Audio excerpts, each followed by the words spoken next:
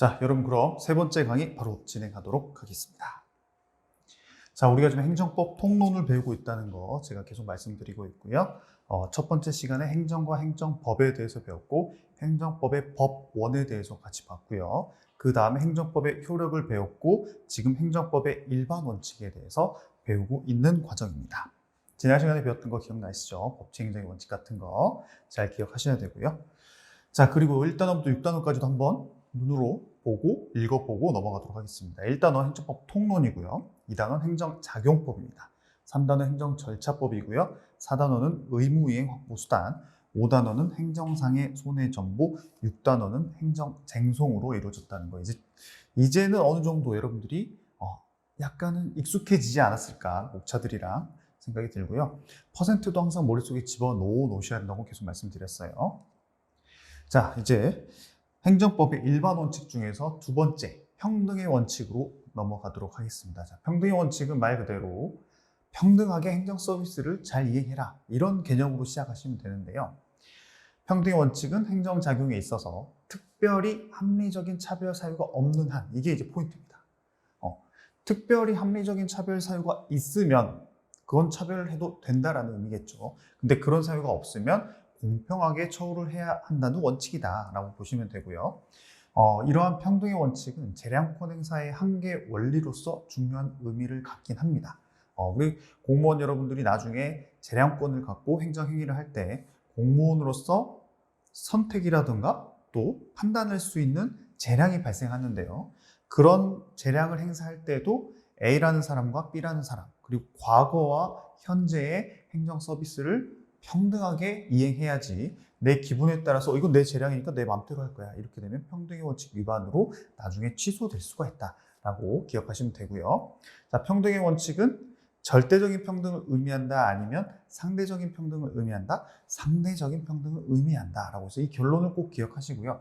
그 이유는 아까 제가 말씀드린 것처럼 특별히 합리적인 차별 사유가 있다면 그때는 어떻게 돼요? 차별을 해도 된다고 했죠. 그러면 절대적인 평등은 특별히 합리적인 이유 이런 걸 따지지 않고 모두 다 동등하게 한다는 의미거든요. 근데 우리나라 행정에서 평등의 원칙은 그런 특별한 의미를 따지지도 않고 묻지도 않는 절대적 평등이 아니라 상대적 평등을 의미한다라는 결론 기억하셔야 된다는 거. 자, 그리고 이러한 평등의 원칙은 헌법과 행정기본법의 근거 규정이 잘 나와 있습니다.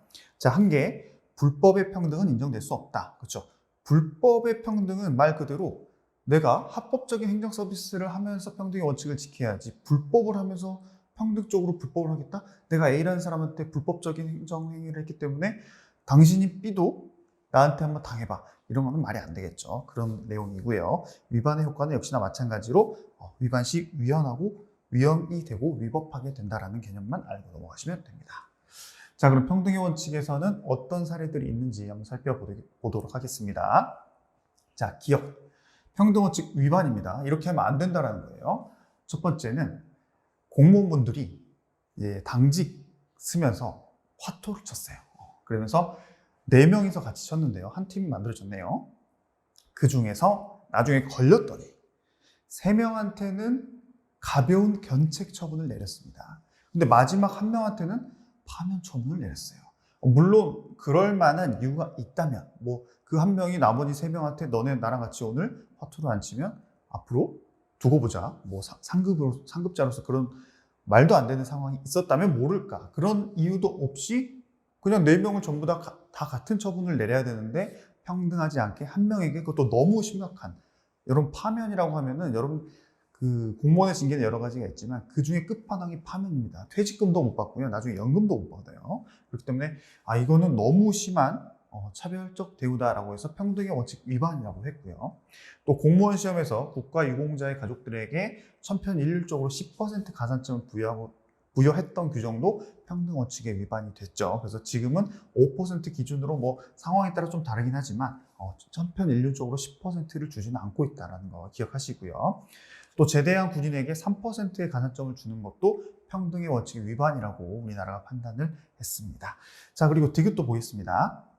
지방의회에서 감사 또는 조사를 위해서 이제 출석을 하라고 했어요. 증인으로. 그랬더니 증인이 출석을 안 했습니다. 그럴 때는 과태료를 부과할 수 있는데 그 출석을 안 한 증인의 사회적 지위에 따라서 사회적 지위가 높은 분한테는 과태료를 뭐 더 매긴다거나 아니면 뭐 직업이 없는 사람에게는 과태료를 좀 줄여준다거나 이런 식으로 신분의 차이에 따라서 차별을 두면 된다 안 된다? 안 된다라고 했기 때문에 이쪽은 평등원칙에 위반된 사례들이라고 보시면 되고요. 반대쪽 역시나 같은 정도의 비위는 이제 비리입니다. 비리를 저지른 자들에게 그 직무 특성에 비추어서 개전의 정이 있는지 여부에 따라서 개전의 정이라는 것은 본인이 반성을 하고 앞으로는 이런 일을 다시는 하지 않겠다 이렇게 반성하는 의미를 의미합니다. 그래서 누군가는 3명이 같은 범죄를 저질렀다 하더라도 3명 중에 2명은 정말 반성문도 열심히 쓰고 정말 잘못했다라고 하면서 조사받을 때부터 계속 한다면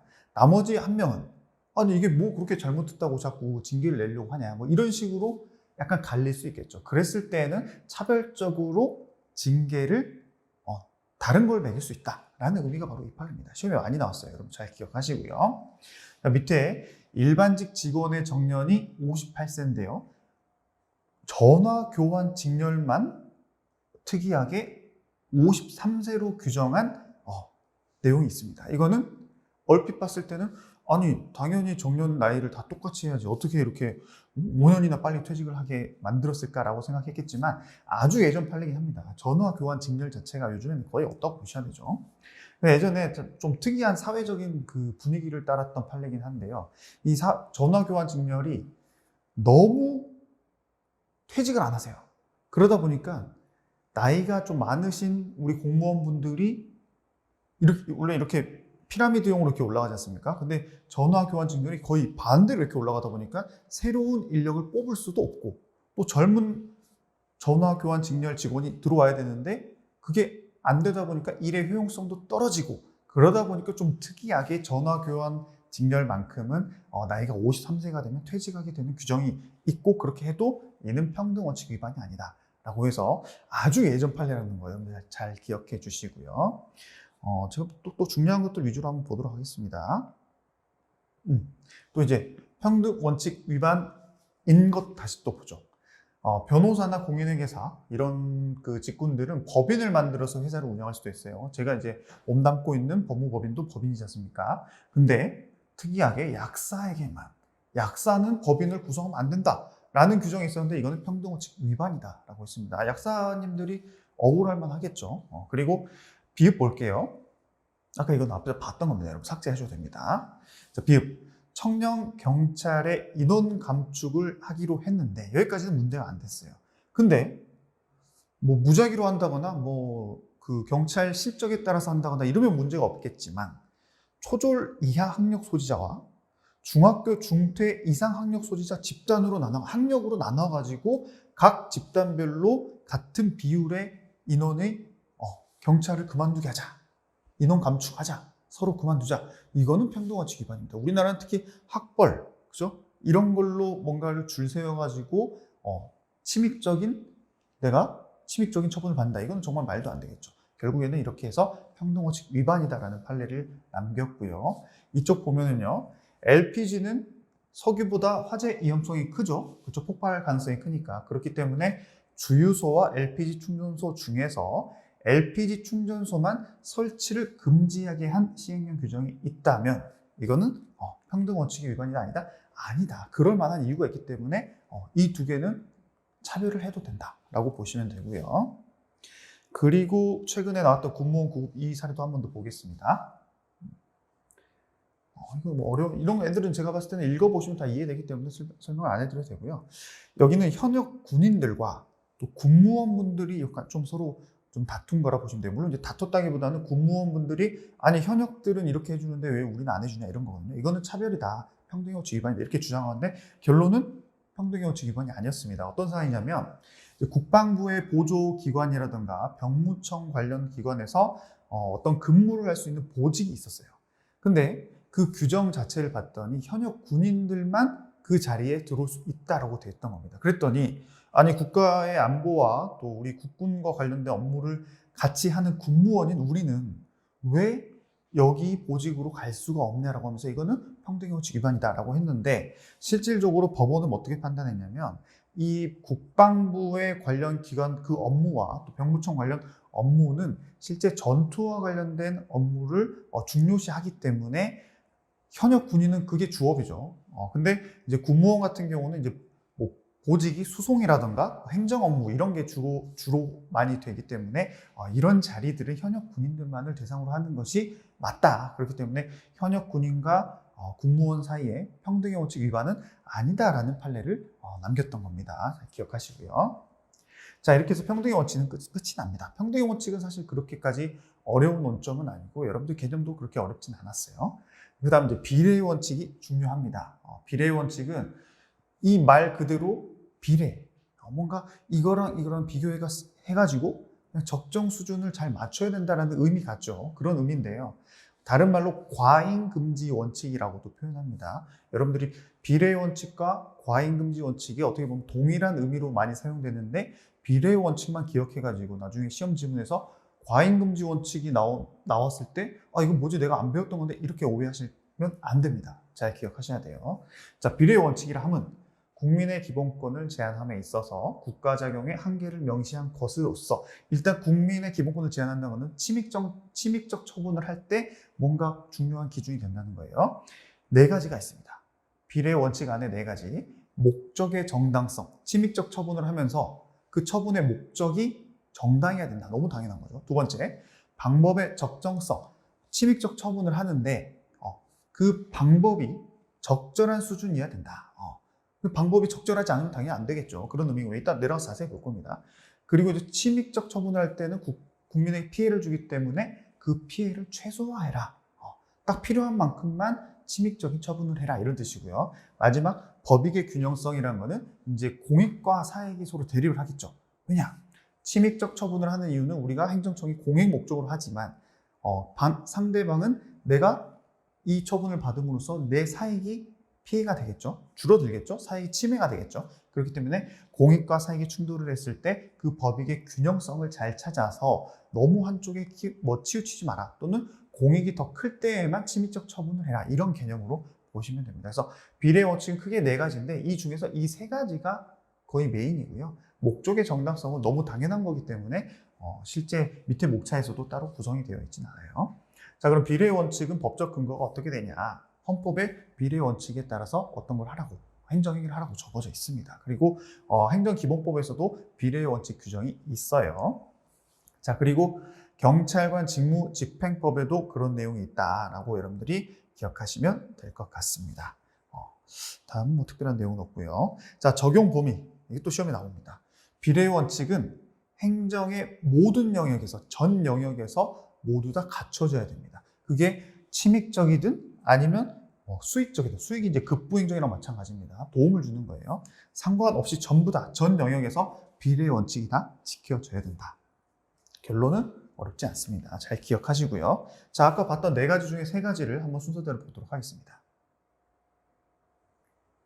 목적의 정당성은 너무 쉽기 때문에 그냥 넘어갔다 보시면 돼요. 자, 적합성의 원칙. 아까 설명드린 내용을 좀 자세히 쓴 겁니다. 행정 목적을 달성하기 위한 그 수단이 있을 텐데 그 수단은 그 목적을 달성하는데 적합한 수단을 써라 라는 내용이고요. 뭐 특별히 설명이 필요 없죠. 두 번째, 이제 필요성의 원칙이라 그래가지고 최소 침해의 원칙. 아까 말씀드린 겁니다. 행정 목적을 달성하는데 어쩔 수 없이 침입적 처분을 내린다면 그 목적을 달성하는데 필요한 최소 한도만 침입을 해라. 예를 들면 이런 거죠. 내가 공무원이고 상대방이 어떤 잘못을 한 사람이어서 제가 과징금 처분을 하는데요. 그 잘못한 행위가 과징금으로 봤을 때 한 300만 원이 적절해요. 근데 굳이 1억 정도의 과징금을 부과하면 행정 목적을 달성하는데 300만 원이면 충분한데 1억을 굳이 부과하면 상대방은 어떻게 되겠어요? 너무 큰 침익을 받겠죠. 그렇기 때문에 그거는 필요성의 원칙에 반한다. 비례의 원칙에 반한다. 이렇게 표현을 하는 겁니다.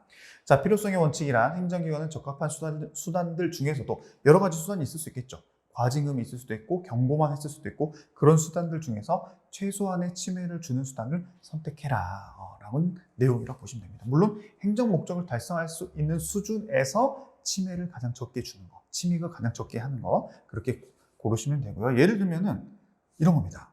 여기 나와 있는 건 뭐 읽어보시면 무슨 내용인지 아실 거예요. 경찰관이 이제 신고를 받고 출동을 했는데 만약 현장에서 칼이나 총은 우리나라 총은 없죠. 하여튼 뭐 위험한 그 둔기, 야구방망이 같은 걸 들고 대치를 하고 있는 상황입니다. 그럴 때는 경찰관이 테이저건이라든가 가스총을 발사할 수 있겠죠. 왜냐하면 그렇게 안 하고 3단봉만 가지고 제압을 하려고 한다면 되면 좋겠지만 안 됐을 때 경찰관이 또 다칠 수가 있지 않습니까? 자, 그럴 때는 괜찮은데 이번에는 힘도 별로 없으신 우리 90살 나이를 드신 어르신께서 편의점에서 막걸리를 한 통 샀는데 막걸리 가격이 2,000원이라고 봅시다. 근데 막걸리를 1,500원에 사시겠다고, 옛날 가격에 사시겠다고 편의점 주인과 대치를 하고 있어요. 그래서 경찰을 부른 겁니다. 그랬을 때 경찰관이 출동해가지고 그 어르신을 상대로 갑자기 가스총을 발사했다. 좀 말이 안 되죠? 그랬을 때 바로 비례의 원칙에 반하는 행위를 했다. 필요성의 원칙에 반하는 행위를 했다. 이렇게 표현을 하는 겁니다. 아시겠죠? 특별히 어려운 개념은 아니에요.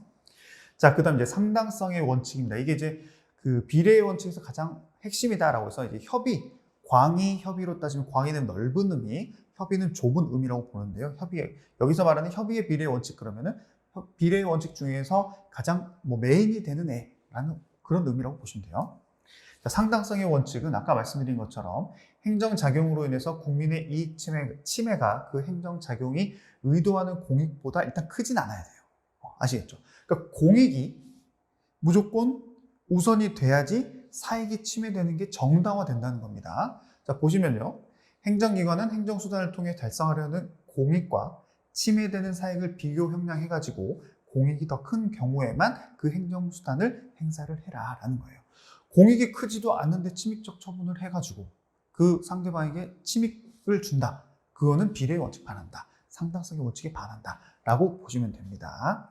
자, 그래서 이 판례는 역시나 상당성의 원칙을 재량권 행사를 그 공무원이 했을 때 과연 적절히 재량을 행사했냐, 혹시 재량을 너무 오버해서 행사하지 않았냐, 그거에 대한 기준을 바로 이 상당성의 원칙으로 판단을 한다라는 겁니다. 그죠? 공무원이 재량을 할 때, 재량적인 처분을 할 때 공익과 사익을 반드시 비교해서 상대방은 무조건 사익이 자신의 이익이 침해가 되겠죠. 그럼에도 불구하고 공익이 더 크기 때문에 받아들이세요 라고 하면서 제가 재량행위로 처벌을 내리겠습니다. 이런 식으로 생각하시면 됩니다. 자, 이걸 위반하면 어떻게 되냐? 역시나 비례 원칙에 위반한 처분은 위법하기 때문에 항고소송의 대상이 된다. 그래서 이제 항고소송은 나중에 6단원에 가서 자세히 배울 겁니다, 여러분. 지금은 행정소송의 대상이 되는구나.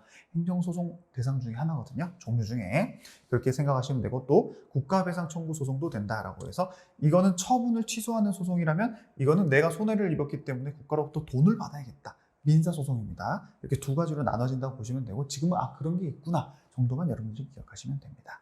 자, 그리고 헌재 같은 경우는 비례의 원칙을 그 위헌 법률, 이 법률이 헌법에 반하는지 여부를 심사할 때에도 비례의 원칙을 사용합니다. 그러니까 비례의 원칙이 지금 우리가 배우고 있는 거는 행정청에서 행정행위를 할 때 기준이 되는 것도 맞지만 헌재에서는 헌법에 반하는지를 판단할 때도 쓰는 거예요.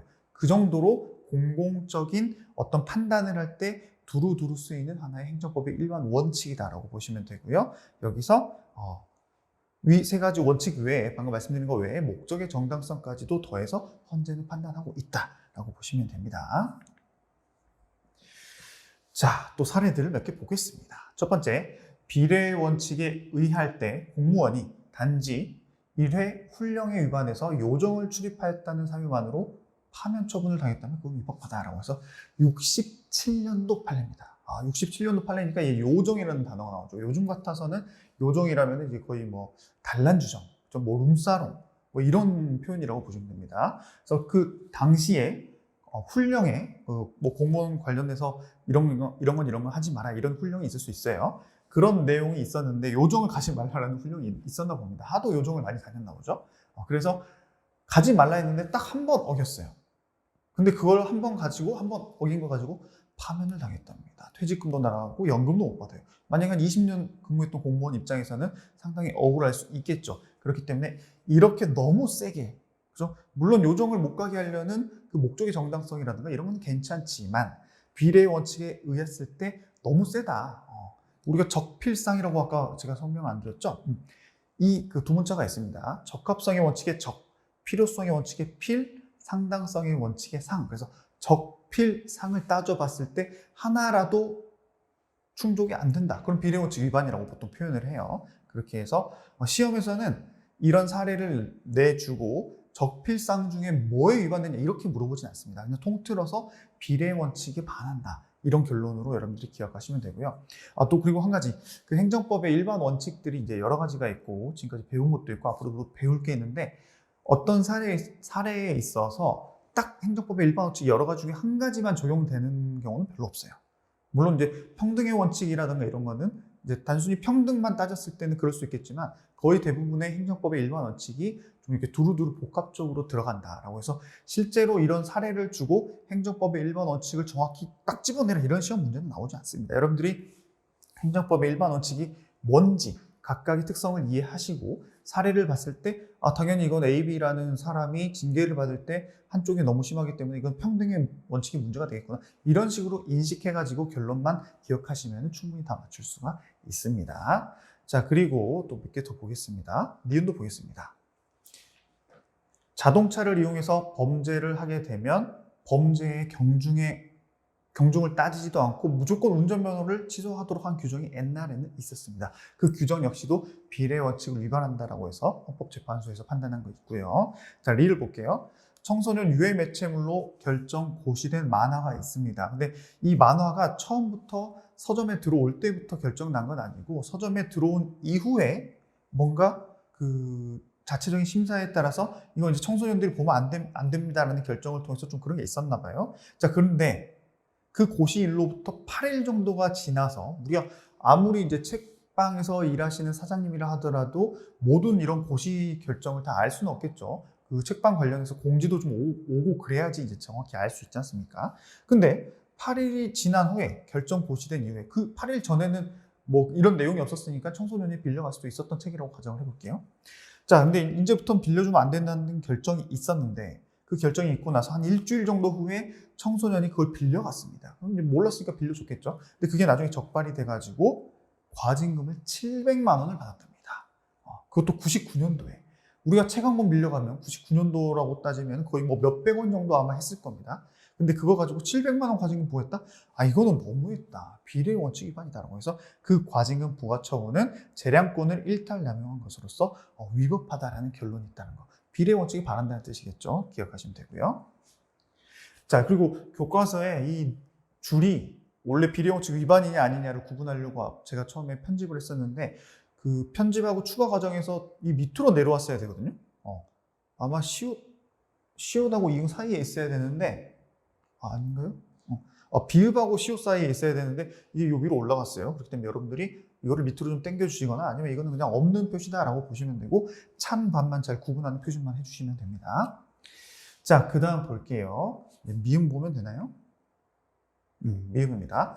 독서실 열람실이 있는데요. 독서실 열람실이 요즘 같은 경우에는 굳이 남녀 구분을 안 하는 데도 있고 뭐 하는 데도 있겠지만 우리 노량진 같은 경우는 뭐 특별히 우리 스터디 카페 같은 데 가면 남녀 구분 좌석을 안 만들어 놓은 곳이 많죠. 특별히 여성 전용 좌석이 있다면 모를까. 근데 이거 최근입니다. 최근에 지방에서 전라북도에서 학원을 설립하면서 독서실 열람실을 만든다면 반드시 남녀를 구분해서 만들어라. 그렇게 안 하면 어떤 처벌을 내리겠다. 과징금 과태료를 내리겠다. 이런 식으로 한 규정이 있었어요. 근데 여러분들이 봤을 때 물론 이제 그럴 만한 이유는 그쪽에서는 그렇게 그쪽이라고 표현하면 그렇지만 그 규정을 만든 쪽에서는 그렇게 얘기합니다. 이제 남자와 여자가 독서실에서 뭐 성추행 관련된 사건도 있을 수 있고 하기 때문에 안전을 위해서 그렇게 반드시 구분하세요. 라고 했는데 실질적으로 이거는 과잉금지 원칙에 반한다고 표현을 했습니다. 왜냐하면 실제로 이 전라북도에서 만든 이 시행규칙보다 그 위에 있는 법에서는 그런 규정을 만들려고 한 적도 없고요. 그리고 물론 남녀가 같은 독서실에 있어서 사고가 날 수도 있죠.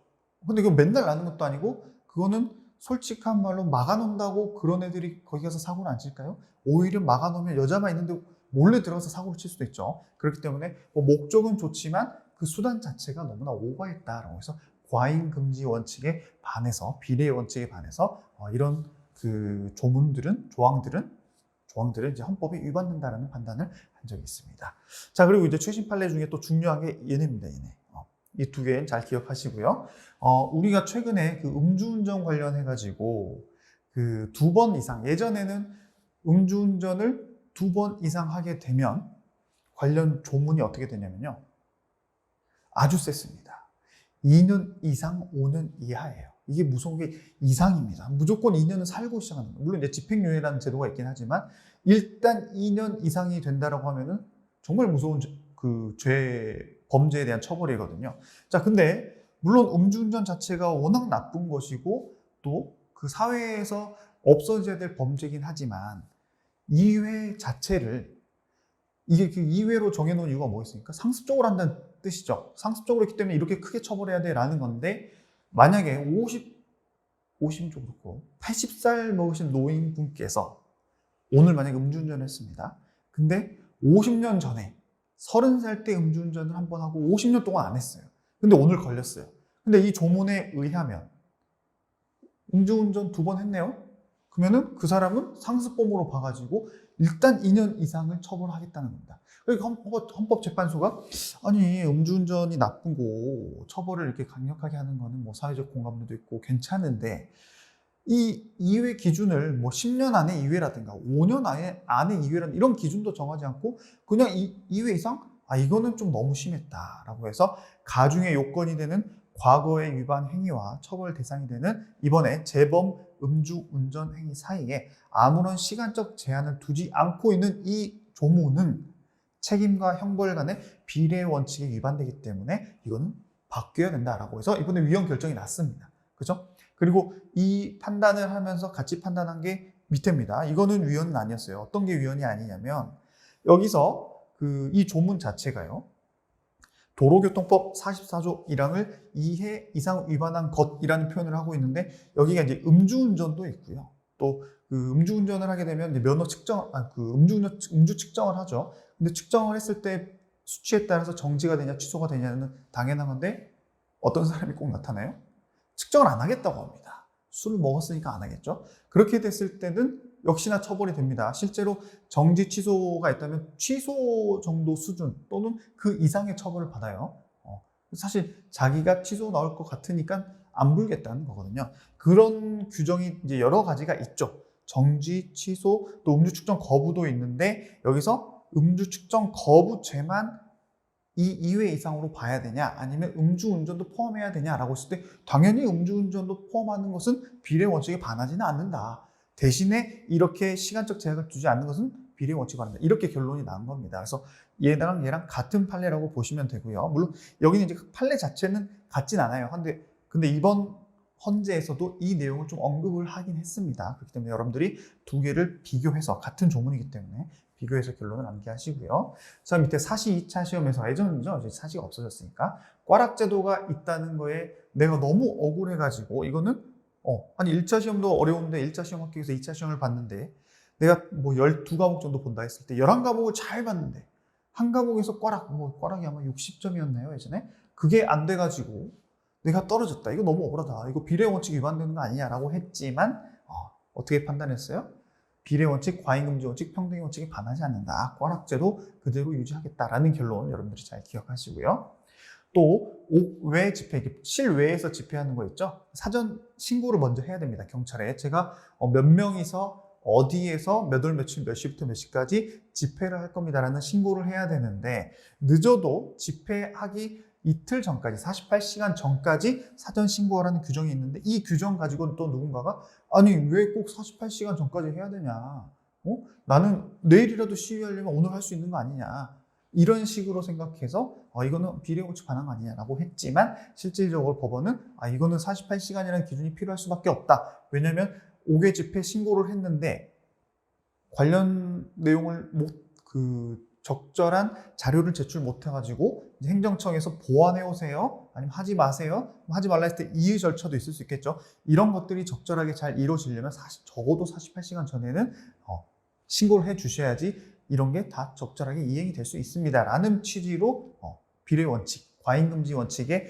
반하지 않는다라는 판단을 했다는 거 여러분들이 기억해 주시고요. 자, 그 다음 이제 오늘 포인트, 가장 중요한 하이라이트가 나옵니다.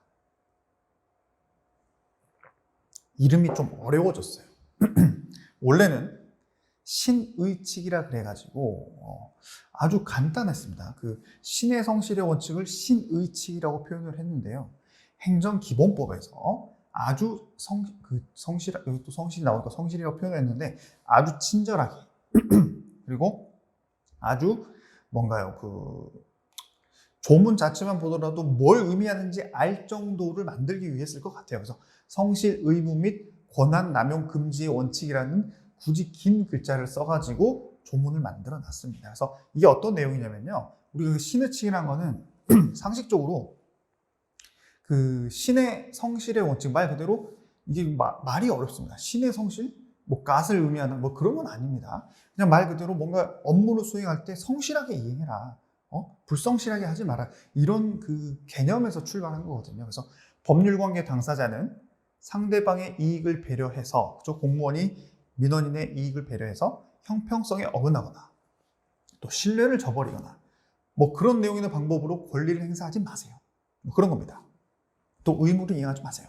그래서 사실 어떻게 보면 우리 이 사회를 살아가면서 신의칙을 좀 지켜야 되는 것은 사회 구성원으로서 당연한 거다. 되게 넓은 개념이죠. 그런 개념이라고 보시면 되고요.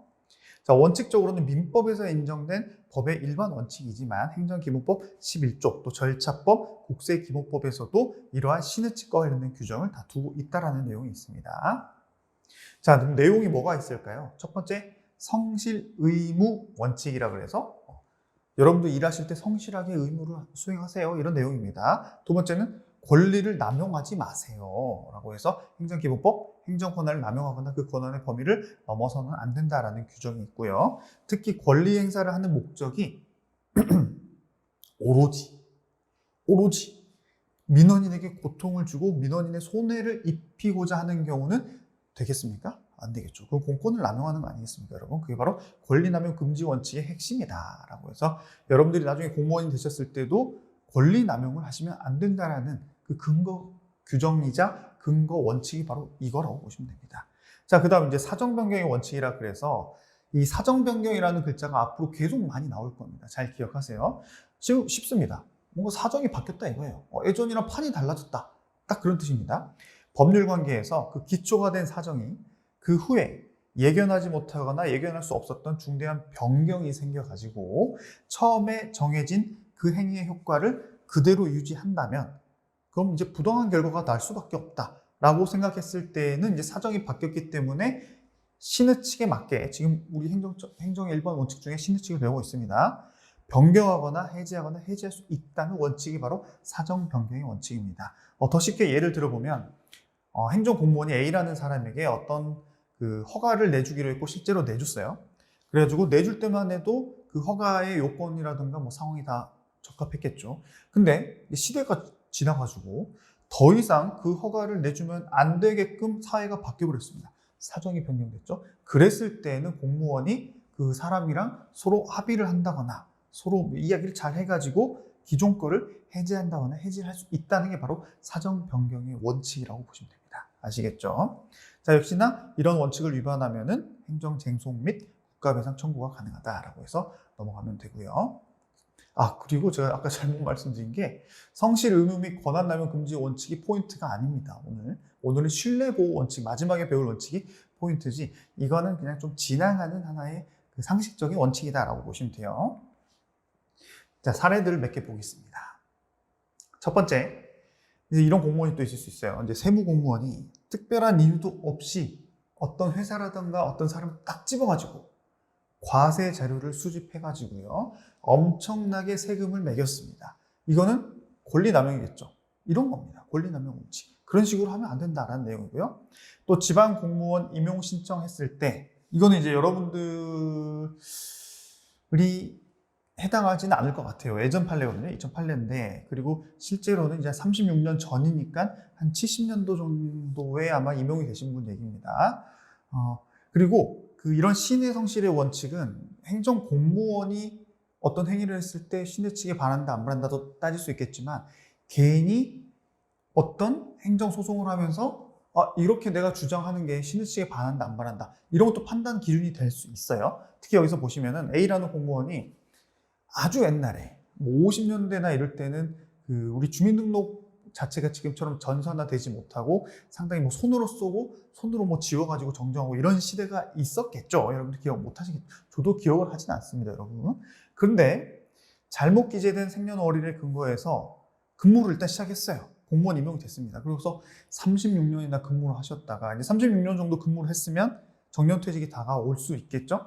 자, 그럴 때 본인은 알고 있었겠죠. 내 생년월일이 잘못 기재됐다는 거는 평생 그렇게 알고 왔겠죠. 그래서 이제 정년이 1년 3개월 정도 있었는데 생년월일이 사실 저는 더 나이가 어려요. 지금 너무 나이가 많게 돼 있어요. 라고 하면서 생년월일을 정정 신청해가지고 그럼 이제 정년도 늘어나야겠죠. 정년 연장 신청했습니다. 자, 그랬을 때 이러한 공무원의 행위는 개인의 행위는 신의 측에 반하는지 안 반하는지 판단하게 되는 거죠. 그랬을 때 우리나라 법원은 이거는 신의 측에 반하진 않는다. 왜냐? 실제로 그 사람이 태어난 날이 있을 건데 예전에 이 주민등록이 잘못된 게 잘못된 거지 이 사람이 잘못된 게 아니지 않느냐. 물론 이제 어떤 사람은 그럼 처음부터 좀 바꿔서 하든가 공무원 막 되고 나서 하든가 되기 전에 하든가 뭐 이렇게 생각할 수는 있겠지만 굳이 그렇게 생각하지 마십시오. 여러분들도 공무원이 되실 거고 공무원이 됐을 때 혹시나 내가 주민등록이 생각보다 빨리 됐다. 그래서 내가 나이가 원래 뭐 32살인데 35살로 지금 주민등록이 돼 있다. 그럼 나중에 여러분들도 정정해가지고 뭐 정년이 1년 남았을 때 정정해도 그거는 신의 측에 반하지 않는다는 판례가 있구나. 이것만 기억하시면 됩니다. 아시겠죠? 공무원 편을 들어줬다라고 보시면 되고요. 자, 디귿도 한번 볼까요? 근로복지공단에서 개인과 싸운 사례인데요. 우리가 A라는 사람이 그 요양 불승인 처분을 받았다고 합니다. 뭐 일을 하다가 다쳐가지고 산재 같은 개념이라고 보시면 돼요. 그래서 요양 승인을 좀 해달라 해가지고 요양비를 주라 했는데 어디에서? 근로복지공단에서 이거 요양 아닙니다. 요양 안 됩니다. 요양 불승인 처분을 했어요. 자, 근데 그 요양 불승인 처분을 가지고 억울해가지고 그 민원인이 행정소송을 제기를 했습니다. 자, 근데 원래는 내가 이제 다쳐가지고 일을 못하니까 휴업급여 청구권이라는 권리 행사를 할 수가 있었겠죠. 그죠? 근데 이 휴업급여 청구권 같은 경우는 내가 요양 승인 처분이 났으면 내가 그 요양 승인에 따라서 돈을 받을 수 있기 때문에 굳이 휴업급여 청구를 할 필요가 없었어요. 그래서 그냥 청구 안 하고 있었는데 물론 요양 불승인 처분이 났으니까 단순히 생각하면 그때라도 급여 청구해야 되는 거 아닌가라는 생각을 할 수 있겠죠. 그리고 이러한 휴업급여 청구권은 소멸시효가 있어가지고 그 청구권이 발생한 날로부터 예를 들어서 뭐 3개월 내에 신청하지 않으면 권리가 없어집니다. 뭐 이런 규정이 대충 있었다고 봅시다. 자, 근데 어찌됐건 내가 억울해서 요양 불승인 처분에 대해서 취소 소송을 제기해가지고 한 6개월이 걸렸다고 볼게요. 그래서 그 6개월이 걸리는 동안 그 민원인 입장에서는 내가 소송해서 이길 수도 있고 질 수도 있는데 만약에 지게 되면 어쩔 수 없이 그때 휴업급여 청구를 해야겠다라고 생각을 했을 수도 있겠죠. 그렇죠? 아직 불확실한 지위에 있으니까. 근데 어찌 소송 결과가 끝났어요. 근데 아마 뭐 취소 소송에 졌나 보죠. 그래서 이제 A라는 사람이 그래 내가 그러면 요양은 또 승인될 수 없다 치면 휴업급여라도 받아야겠다라고 해서 휴업급여 청구를 나중에 했습니다.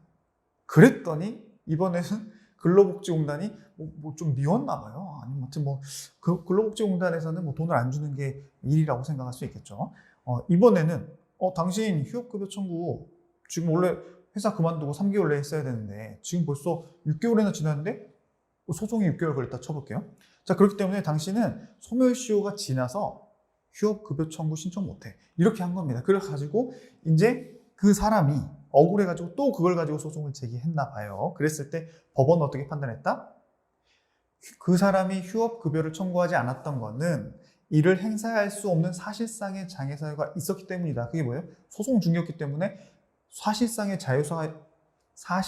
장애 사유가 있었기 때문에 청구를 못한 거다. 뭐 시기를 놓친 게 아니다. 그렇기 때문에 이제 와서 근로복지공단이 소멸시효가 지났기 때문에 돈을 안 주겠다라고 항변하는 거는 그거는 신의 측에 반한다. 니는 너무한 거 아니냐. 그래서 결론 뭐다? 근로복지공단이 휴업급여 청구권을 행사하는 사람에게 그 관련된 요양 불승인 처분의 취소 소송이 제기되어 있었던 시기가 지났다는 이유로 기간이 지났다는 이유로 항변을 했다. 항변은 이제 그것 때문에 안 된다라고 이제 반박을 한 거예요. 그렇게 하는 것은 너무 심하다. 신의 측에 위반돼서 허용할 수 없을 정도다라고 보시면 됩니다. 아시겠죠? 국민 편을 들어줬다고 보시면 됩니다. 자, 그다음 릴도 여러분들 그냥 쭉 읽어보시면 되는 판례긴 한데 그냥 읽어보면 뭔 소리인지 모를 것 같아서 제가 설명을 해드릴게요. 이러다가 오늘도 시간이 좀 오버될 수 있을 것 같은데 최대한 빨리 하겠습니다. 자, 제가 이걸 가져왔어요. 한국산업인력공단에는 그 사업주가 직업 능력 개발 훈련을 직접 실시할 수 있는 하나의 제도가 있습니다. 그래서 이제 사장님이 밑에 이제 고용하고 있는 근로자라든가 이제 뽑을 예정인 사람이라든가 뭐 또 구직을 하고 계시는 분이라든가 이런 분들을 상대로 본인이 직접 내가 사장이니까 나중에 여기 들어올 거면 아니면 다른 회사 가서 이런 일을 할 거면 일단 와서 저한테 좀 교육을 받으세요 라고 하면서 사업주 직업 능력 개발 훈련이라는 프로그램이 있어요. 용어가 어렵죠? 근데 이 용어를, 이 훈련 제도를 사업주가 하게 되면은 비용이 되겠죠. 그 비용을 나중에 한국산업인력공단에 청구를 하게 되면은 관련 자료를 잘 첨부해서 이런 사람들을 상대로 제가 훈련을 했고 그 비용이 들었습니다. 라고 하면 돈을 지원해 줍니다. 사실 국가가 해야 되는 건데 국가가 다 못 해주니까 일반 개인한테 맡긴 거라고 맡겼다기보다는 개인도 실시할 수 있게끔 해놨다고 보시면 돼요.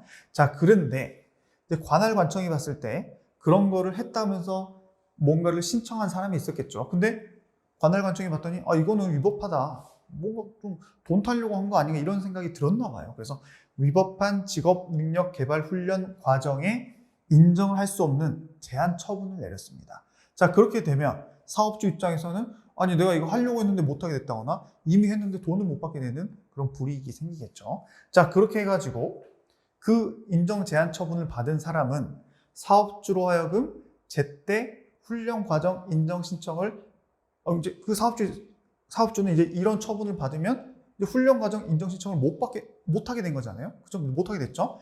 그럼에도 불구하고 이제 억울했습니다. 아니 내가 왜 인정 제한 처분을 받아야 돼? 나는 필요한 조건도 다 갖췄고 그거 하고 싶은데 라고 해서 취소 소송을 제기해서 이겼어요. 그래서 인정 제한 처분에 대해서 취소 판결을 받아냈습니다. 그래서 그 취소 판결을 하는 도중에 인정 제한 처분을 받았기 때문에 원래는 하면 안 되죠. 사업주로서 그런 이 프로그램상 훈련 자체를. 근데 또 그 사람이 자기가 이길 줄 알았는지 그 사이에 실제로 훈련을 했습니다. 그래서 또 실제로 훈련한 거 가지고 비용 청구를 또 했어요. 떳떳하게 했겠죠. 내가 소송도 이겼는데. 자, 그랬더니 관할관청이 이번에는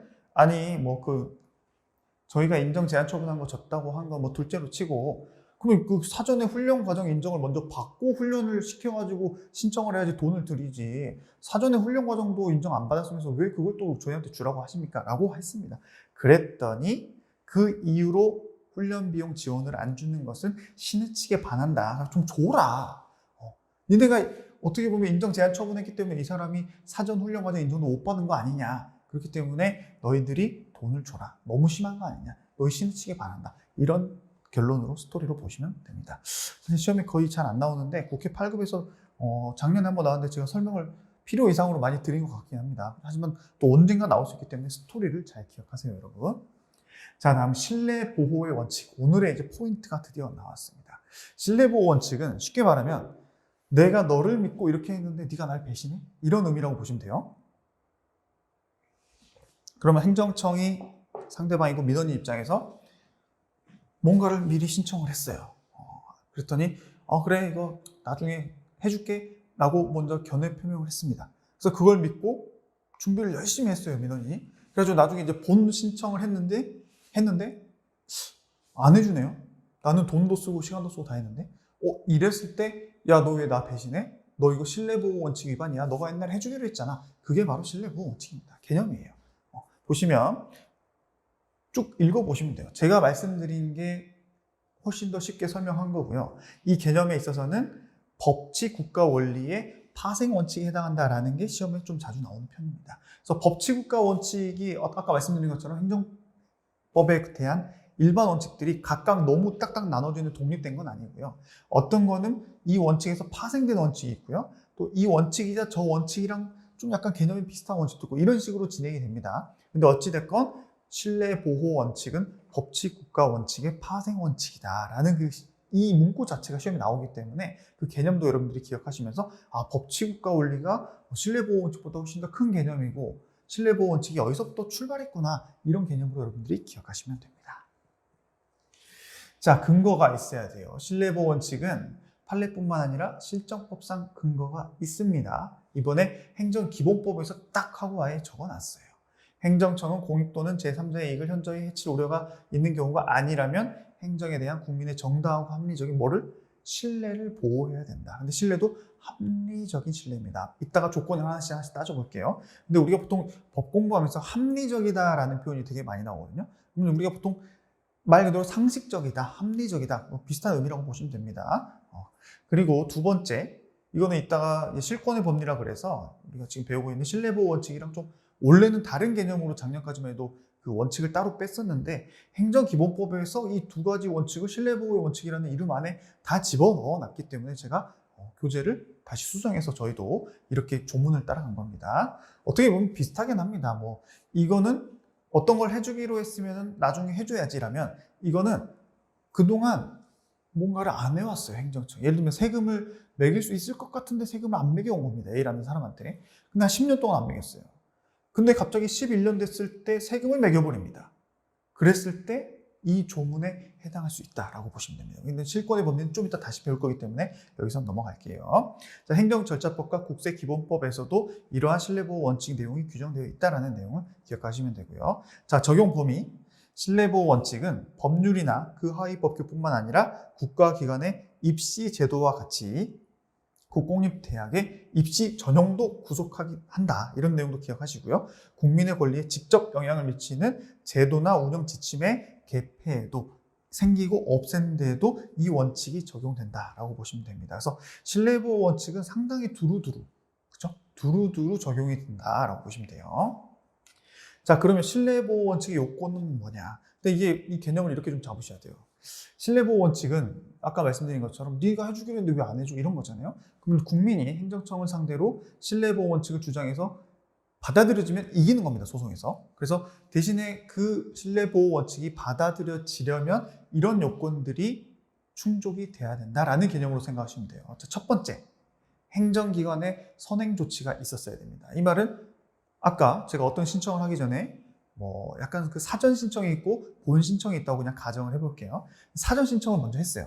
제가 여기 땅에다가 뭐 쓰레기 매립장을 설립하려고 하는데 아직 뭐 쓰레기 매립장 건물을 지은 것도 아니고요. 또 쓰레기 매립장 관련된 뭐 땅 형질 변경한 것도 아닙니다. 말 그대로 이제 사전적으로 그냥 이거 해도 될지 한번 제 사업 계획서에 있으니까 검토 좀 해주세요라고 했어요. 그랬더니 행정공무원이 관련 부서 공무원이 보더니 이거 괜찮네요, 해드릴게요 라고 했다고 가정을 해볼게요. 그게 바로 행정기관이 해주기로 했다는 선행조치에 해당하냐 안 하냐가 논점이 되는 겁니다. 네가 해주기로 했잖아 옛날에. 그게 바로 선행조치. 아시겠죠? 자, 보시면 이런 신뢰보호 대상의 선행조치에는 법적인 행위뿐만 아니라 행정지도 등의 사실행위도 포함된다. 그래서 우리가 2단원에 이제 개념들 하나씩 배울 때 행정지도도 배울 겁니다. 행정공무원이 자, 이런 경우에는 이렇게 하시는 게 좋아요. 이렇게 지도를 해주는 게 행정지도입니다. 이런 행정지도인 사실행위도 선행조치에 해당할 수 있지만 우리나라 판례는 행정공무원이 사적으로 그냥 뭐 이거 되지 않을까? 이거 나중에 뭐 허가 나오지 않을까? 이런 건 아니고 공적인 견해 표명을 했다면 공무원으로서 이거 나중에 충분히 됩니다. 나중에 준비해서 가져오세요. 그래서 아까 말한 것처럼 쓰레기 매립장이라든가 뭐 그런 처리 시설을 된다고 하니까 돈을 들여가지고 뭐 엄청난 건물도 짓고 또 기계도 사오고 땅도 이렇게 형질을 바꾸고 해서 나중에 이제 본 신청을 했는데 갑자기 공무원이 이거 안 되는데요? 이렇게 갑자기 말 나오면 짜증나겠죠. 그게 바로 신뢰보호 원칙 위반이라고 표현을 하는 그런 프로세스인데 어찌됐건 선행조치로 돌아와서 공적인 견해 표명이 한정해서 봐야지만이 신뢰보호 원칙을 주장할 수 있지 단순히 공무원이랑 술 먹다가 신분이 있어 술 먹다가 저 이렇게 해서 그 쓰레기 매립장 한번 해보려고 하는데요. 술 딱 먹으면서 그래 될 것 같네요. 갖고 와봐. 나중에 신청해봐. 그거는 공적인 견해 표명이 아니죠. 그렇기 때문에 그 이유로 어떤 사람이 소송을 제기해서 이 공무원이 예전에 저랑 술 먹다가 해주기로 했단 말이에요. 그게 바로 그 선행 조치에 해당하는 거 아닙니까? 법원은 아니 술 먹다가 얘기 나온 게 어떻게 공적인 견해 표명입니까? 이건 신뢰보호 원칙 주장할 게 아니에요. 이렇게 판단하는 게 바로 이런 개념이라 보시면 됩니다. 자, 그 다음 이것도 또 중요합니다. 위법한 행정 관행에 대해서도 신뢰보호 원칙이 적용될 수가 있어요. 그 행정 관행이 있어 왔는데 그게 알고 봤더니 약간 좀 법에 어긋나는 거죠. 근데 그게 어긋난 게 계속 돼가지고 국민 입장에서는 신뢰를 해왔어요. 그래서 나도 그거를 신청해서 이제 받아야 되는데 나한테는 안 해줘요. 행정관청한테 왜 안 해줘요? 그랬더니 이거 위법한 거여서 이제부터는 안 해줘요 라고 했을 때 아니 옛날부터 계속 해왔었잖아요. 그래서 이거 선행조치에 해당해요. 제가 봤을 때는 공적인 견해표명이랑 같단 말이에요. 그래서 제가 신청한 건데 라고 할 수 있다라는 겁니다. 근데 이걸 제가 왜 강조를 했냐면 어떻게 보면 당연하죠. 신뢰보호 원칙은 국민이 행정청에게 해주라, 왜 안 해주냐 이럴 때 좀 이용하는 원칙이라면 이제 다음 시간에 배울 행정청의 자기 구속의 원칙은 행정청이 옛날부터 이렇게 해왔으면 이제 와서 그거를 마음대로 바꿀 수 없다 이런 내용인데 그때는 위법한 거를 계속 해왔으면은 그거는 바꿀 수 있게 돼야 되겠죠. 왜냐하면 행정청 입장에서는 아니 지금까지 우리가 몰라서라도 이렇게 위법하게 계속 해왔는데 지금이라도 바로 잡겠습니다 이럴 수 있잖아요. 그렇기 때문에 그 개념이랑 약간 다릅니다. 그래서 다음 시간에 배울 거니까 지금 너무 머리 아파 생각하지 마시고요. 지금 신뢰보호 원칙에서는 위법한 행정 관행에 대해서도 국민은 신뢰보호 원칙을 주장해서 적용될 수 있다. 이것만 기억하시면 돼요. 제가 다음 시간에 또 설명해 드릴게요. 자, 그리고 신뢰 대상인 행정청의 선행 조치는 반드시 행정공무원이 문서로서 해주겠다라고 해야 되냐? 그럴 필요는 없습니다. 그리고 반드시 명시적으로 이거 무조건 해드릴게요. 이런 것도 필요 없어요. 묵시적으로도 가능합니다. 뭔가 해줄 것처럼 분위기를 싹 해서 말해도 이거는 믿을 만한 선행 조치로 볼 수 있다는 겁니다. 근데 어찌됐건 이 용어들이 되게 좀 뭐랄까요? 추상적이긴 한데요. 실제 시험에서는 명시적인 언동이어야 하는 것은 아니면 묵시적인 언동과 이 글자 그대로 나오기 때문에 글자 그대로만 여러분들이 암기하시면은 OX에서 다 맞출 수가 있어요. 자, 그러나 상대방의 추상적 질문에 대한 일반적인 견해 표명일 때에는 신뢰보호 원칙에 적용이 안 된다라고 해서 명확히 내가 쓰레기 매립장을 건립한다라고 딱 특정해가지고 물어보고 그거에 대해서 오케이 했으면은 상관이 없는데 그게 바로 공적인 견해 표명이죠.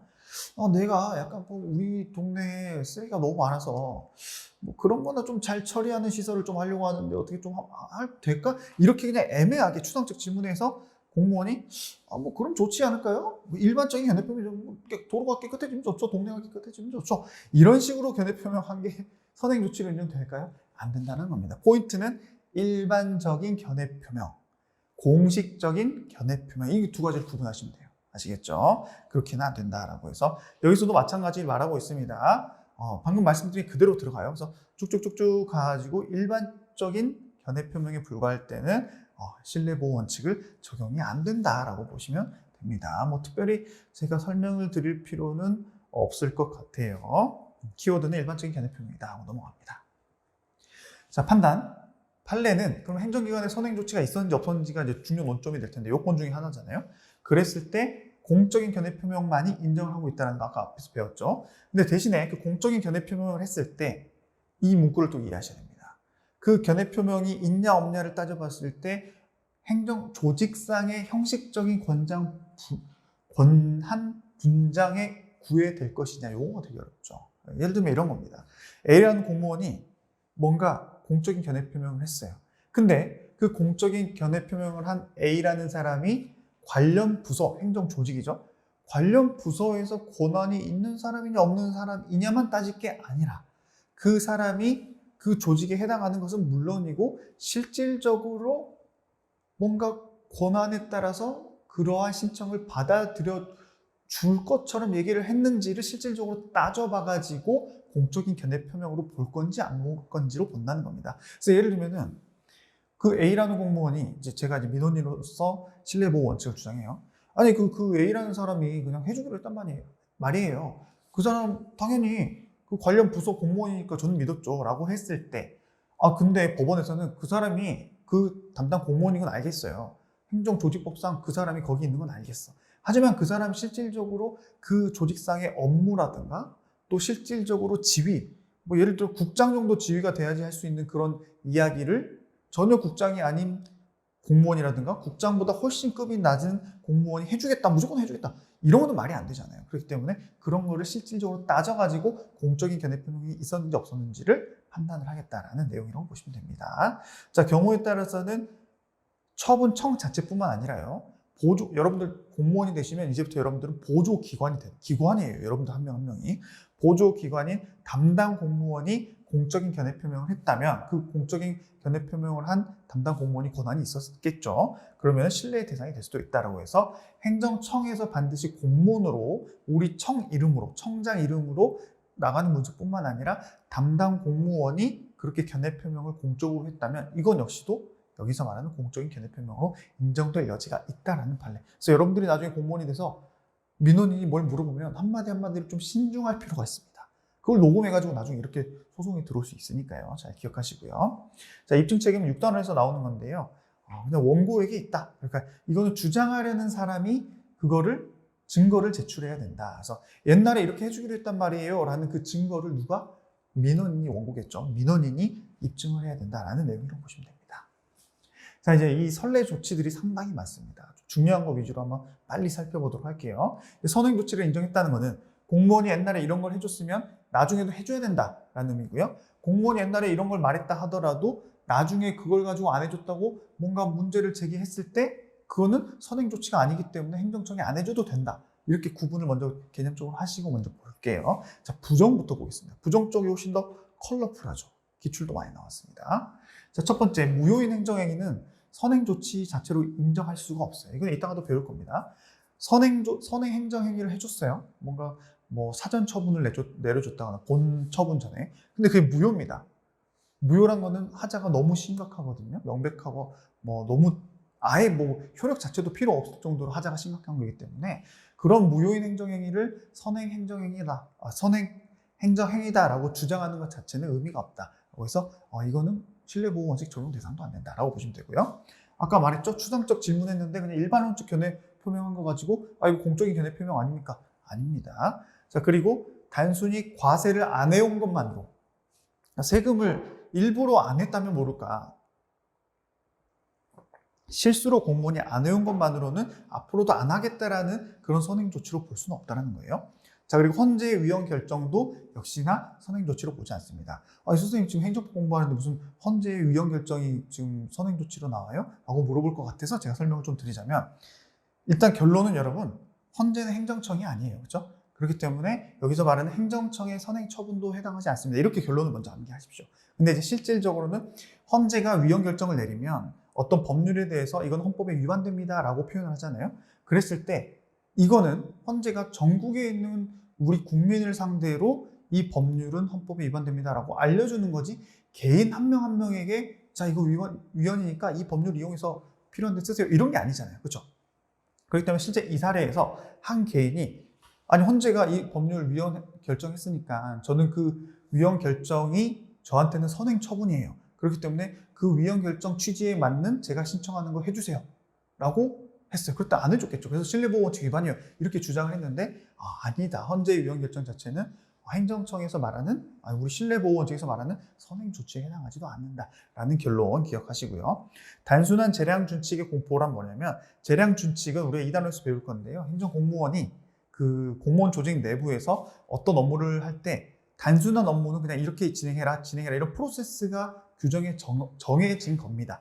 근데 그런 걸 단순히 공포한 것만으로는 그거는 말 그대로 행정 조직 내부에서의 사무 처리 가이드라인이지 밖에 있는 일반인이 그거를 이용하라고 만든 게 아니죠. 그렇기 때문에 그걸 이용하고자 하는 A라는 민원인이 아니 재량준칙 공포했잖아요. 그 공포 보면은 당연히 내 사건도 이렇게 처리해줘야지 라고 하면서 이렇게 안 해주는 거는 신뢰보호원칙 위반이에요. 그 재량준칙이 저한테는 하나의 선행조치에 해당한다고 생각했기 때문이에요 라고 해도 의미가 있다 없다? 없다라고 보시면 돼요.